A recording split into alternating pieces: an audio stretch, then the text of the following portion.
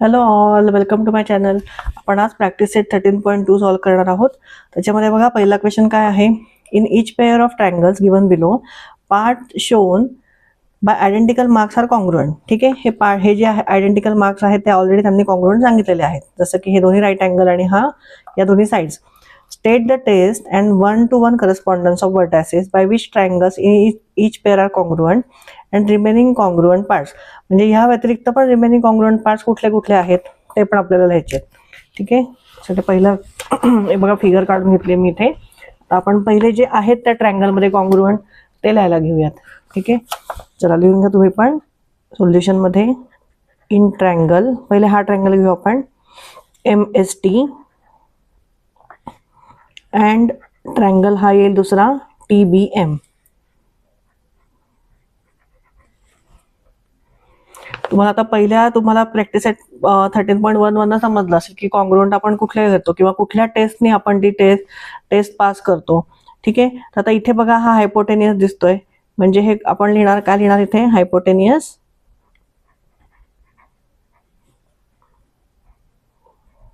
Hypotenuse कुठला आहे हा MT. आता ह्या ट्रायंगलचा आपण MT घेऊ आणि मग हा जो ट्रायंगल आहे TBM त्याचा बरोबर MT M फर्स्ट लेटर आणि थर्ड लेटर आहे. मग इथे पण आपण घेणार आहे T आणि M. सो लिहून घ्या इथे hypotenuse MT is congruent to hypotenuse TM. ठीक आहे, जसं तुम्ही ह्या ट्रायंगलची नावं लिहिलीत आणि जे तुम्ही लेटर्स घेताय तसेच लेटर दुसऱ्या ह्याचे पण घ्यायचे. आता पुढचं काय, हे का कॉमन आहे कारण हे काय आहे कॉमन साइड. हे कॉन्ग्रुएंट का आहेत कारण ह्या दोन्ही ट्रायंगलची ही कॉमन साइड आहे. ठीक आहे, सो इथे लिहून घ्या कॉमन साइड.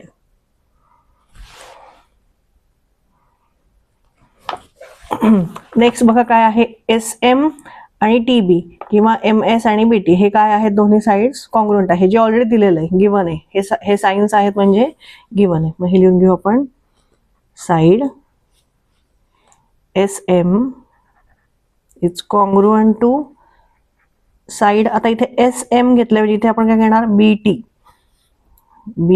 तुम्हाला हे समजायला सोपं पडेल, लिहायला सोपं पडेल म्हणून असं घ्या शक्यतो. ठीक आहे, हे आहे गिवन. मग आपण हा काय कुठल्या टेस्टनी पास करणार आपण हे hypotenuse side test. Therefore triangle MST and triangle TBM congruent झाले कारण आर कॉन्ग्रुएंट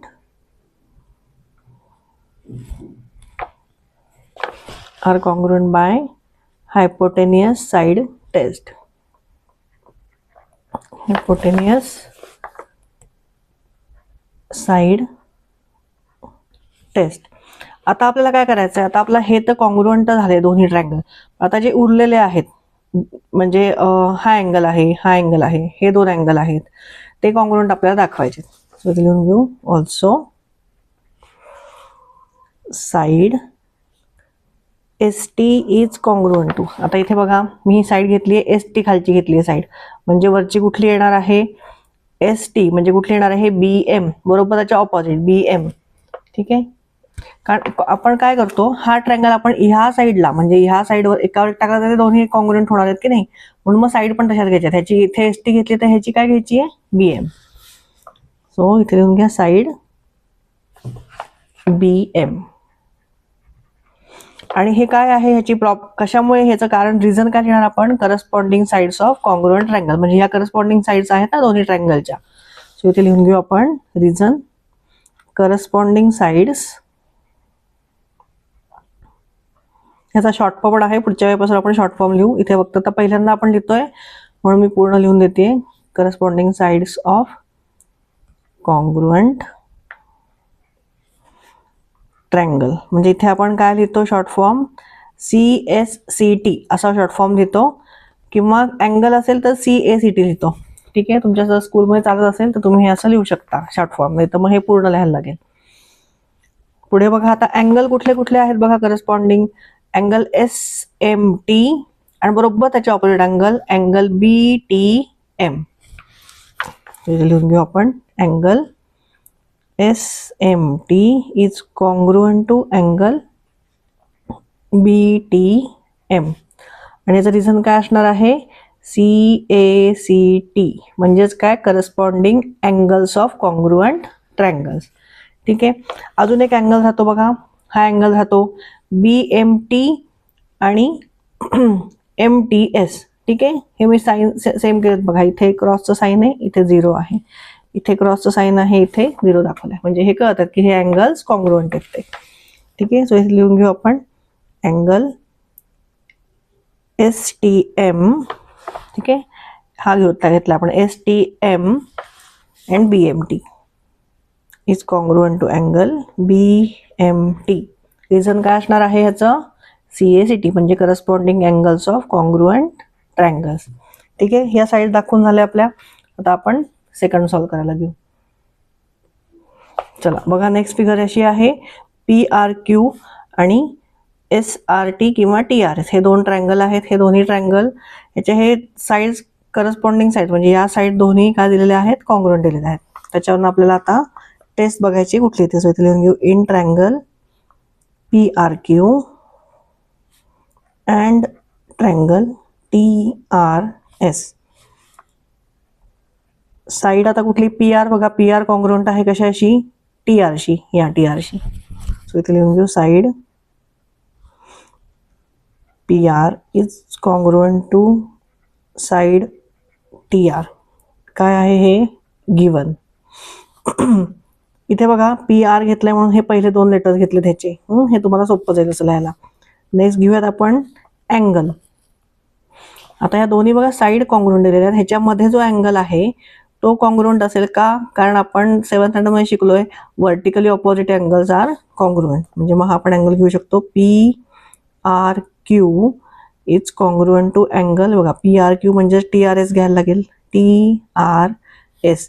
आणि याचं रिझन काय असणार आहे, vertically opposite angles, vertically opposite angles. त्याच्यानंतर अजून कुठली साईड आहे कॉन्ग्रुएंट, QR आणि SR. इथे लिहून घेऊ, side QR is congruent to side SR. हे पण काय आहे, गिवन आहे.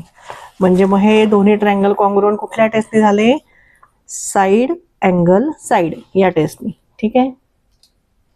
सो इथे लिहून घेऊ आपण, therefore triangle PRQ is congruent to triangle TRS by SAS test. ठीक आहे. साईड अँगल साईड टेस्टने हे दोन्ही ट्रायंगल कॉन्ग्रुएंट झाले.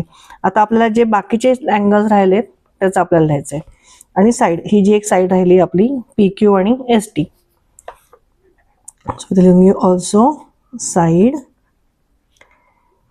PQ is congruent to side. आता PQ घेतलं म्हणजे मग काय घ्यायचं आहे, T आणि S, साईड TS. हे कशाने कॉन्ग्रुएंट आहे, CSCT म्हणजे corresponding sides of congruent triangle. तुम्हाला जर स्कूलमध्ये अलाउ केलं नाही तर तुम्ही फुल फॉर्म ह्याचा लिहू शकता. नेक्स्ट बघा कुठला अँगल आहे, QPR आणि STR. हे बघा, हे दोन साईन मी मुद्दाम इथे दाखवलेत, सेम साईन दाखवले तिथे, म्हणजे हे दोन्ही काय आहेत, अँगल्स कॉन्ग्रुएंट. सो इथे लिहून घेऊ, angle QPR is congruent to angle STR. आणि कुठल्या टेस्टनी, corresponding angles of congruent triangles. Next कुठला अँगल राहिला आहे आपला, हा अँगल राहिला आहे. सो हा अँगल कुठला आहे, PQR आणि TSR. So angle PQR is congruent to angle TSR. परत CACT अँगल आहे त्यामुळे A येईल, इथे साईड असेल तेव्हा S येईल. चला नेक्स्ट सॉल्व करूयात. आता नेक्स्ट फिगर बघा, नेक्स्ट फिगर आपली ही आहे. इथे आपल्याला दोन्ही फक्त अँगल दिलेले आहेत कॉन्ग्रुएंट. ठीक आहे. पण ह्या दोन्ही ट्रायंगलच्या मध्ये ही जी कॉमन लाईन जाते म्हणजे ही काय असणार आहे, कॉन्ग्रुएंट असणार आहे, कारण सेम साईन कॉमन साईड आहे. त्यामुळे मग कुठली टेस्ट होईल, ही साईड अँगल अँगल किंवा AAS होईल किंवा SAA होईल. ठीक आहे, कुठली तुम्ही लिहू शकता. चला आता लिहून घेऊ आपण या फिगरचं. इन ट्रायंगल, हा एक ट्रायंगल घेऊ DCH आणि DCF. सो इथे लिहून घेऊ DCH अँड ट्रायंगल DCF. जे दिलेलं आहे ते लिहून घेऊ आता. हे दोन्ही अँगल्स आणि ही side. Angle DHC is congruent to angle DHC घेतलं ना आपण, म्हणजे DFC येईल. DFC हे बघा, हा DHC आणि DFC हे दोन्ही अँगल्स कॉन्ग्रुएंट आहेत. हे आहे गिवन. त्याच्यानंतर कुठला अँगल आहे, हा अँगल दिलेला आहे. सो DCH लिहू शकतो आपण आणि DCF. So angle DCH is congruent to angle DCF. हे पण आहे गिवन. आणि साईड एकच आहे दोन्हीमध्ये कॉमन, हे आपण असं लिहून घेऊया. Side DC is congruent to side, काय लिहिणार आपण दुसऱ्या अँगलची, CD. हे काय आहे, कॉमन साईड. कॉमन साईड म्हणजे मग कुठली टेस्ट झाली, AAS टेस्ट झाली. सो इथे लिहून घेऊ आपण, therefore triangle DCH is congruent to triangle DCF. आणि टेस्ट कुठली झाली, अँगल आणि साईड. So AAS taste. आता उरलेले आपल्याला साईड आणि एक अँगल जो आहे ते कॉन्ग्रुएंट दाखवायला लागेल, कारण कॉन्ग्रुएंट ट्रायंगल्स आहेत, म्हणजे ते साईड आणि अँगल पण काय असणार आहेत, एकमेकांना कॉन्ग्रुएंट असणार आहेत. तर तो लिहून घेऊ ऑल्सो अँगल. आता कुठला अँगल येईल, HDC आणि FDC. Angle HDC is congruent to angle FDC. Corresponding angles of congruent triangles. Next येणार आहे साईड. दोन्ही साईड राहिल्या आता. आता लिहून घेऊ आपण side CH is congruent to side CF. हे कशाने येणार आहे, congruent sides of corresponding sides of congruent triangles. कुठली साईड राहिली आता आपली, DH आणि ही जी DH आहे आणि ही DF. So side DH is congruent to side DF, corresponding sides of congruent triangles. चला आता लास्ट वन सॉल्व करूयात. चला नेक्स्ट क्वेश्चन बघूयात. ही बघा, ही फिगर दिलेली आहे. याच्यामध्ये सांगितलं की the adjacent figure segment AD and segment EC, म्हणजे ही AD आणि ही EC या कॉन्ग्रुएंट आहेत. Which additional information is needed to show that triangle ABD, म्हणजे हा triangle, and triangle EBC will be congruent by AAS test. म्हणजे फक्त बघा साईड कॉन्ग्रुएंट दिलेली आहे, आपल्याला दोन अँगल कॉन्ग्रुएंट दाखवले की आपली AA टेस्ट त्याने आपल्याला दाखवता येईल. मग ते कुठले अँगल दाखवायचे ते आपण लिहूया. चला सोल्युशन मध्ये लिहून घेऊ. In triangle ABD and triangle CEB. ठीक आहे, साईड कुठली दाखवायची आपल्याला, साईड दिलेली आहे ते लिहून घेऊ आधी. Side AD is congruent to side EC किंवा CE. आता ह्याच्याप्रमाणे घेतोय ना आपण, मग C लिहिलं तरी चाललं असतं. ठीक आहे, हे काय आहे, गिवन आहे, हे आपल्याला दिलेलं आहे. आता आपण काय सांगू शकतो, अँगल ABD म्हणजे हा अँगल ABD आणि अँगल CBE किंवा EBC हे कशाने कॉन्ग्रुएंट आहेत, व्हर्टिकली ऑपोजिट अँगल्स आहेत. म्हणजे व्हर्टिकली ऑपोजिट अँगल्स कायम कॉन्ग्रुएंट असतात. सो ते लिहून घेऊ.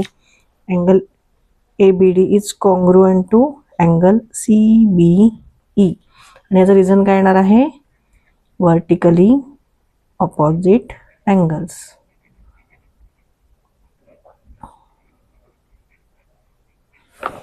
ठीक आहे, इथपर्यंत झालं.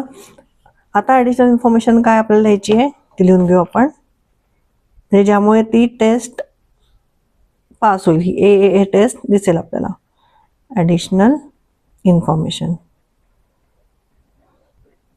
आता आपल्याला दोन अँगल आपल्याला कॉन्ग्रुएंट दाखवायचे आहेत. म्हणजे AAS टेस्टने एक अँगल आला, एक साईड आली, म्हणजे अजून एक अँगल आपल्याला दाखवायला लागेल. मग तो कुठला अँगल दाखवायचा, हे बघा, हा आपण दाखवू शकतो DAB आणि BCE दाखवू शकतो, किंवा CEB आणि BDA दाखवू शकतो. ठीक आहे, ते दोन्ही लिहून घेऊ आपण.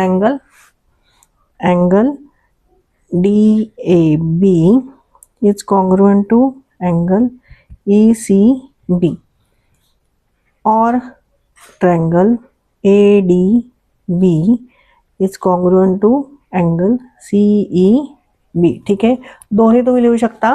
म्हणजे हा अँगल आणि ही साईड म्हणजे AAS ही टेस्ट होती ह्यानी. म्हणजे ॲडिशनल इन्फॉर्मेशन कुठे दिली आपण, दोन अँगल आपण कॉन्ग्रुएंट दाखवले. ठीक आहे, हा एक अँगल दाखवला असता तरी आपली AAA टेस्ट पास झाली असती. ठीक आहे, इथे आपला 13th लेसन आपला संपलेला आहे. एकदम सोपा लेसन आहे हा, ह्याच्यात मार्क घालवू नका.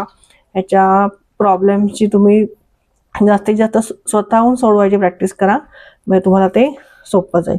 ठीक आहे, माझा व्हिडिओ आवडला असेल तर नक्की लाईक आणि सबस्क्राईब करा. थँक्यू.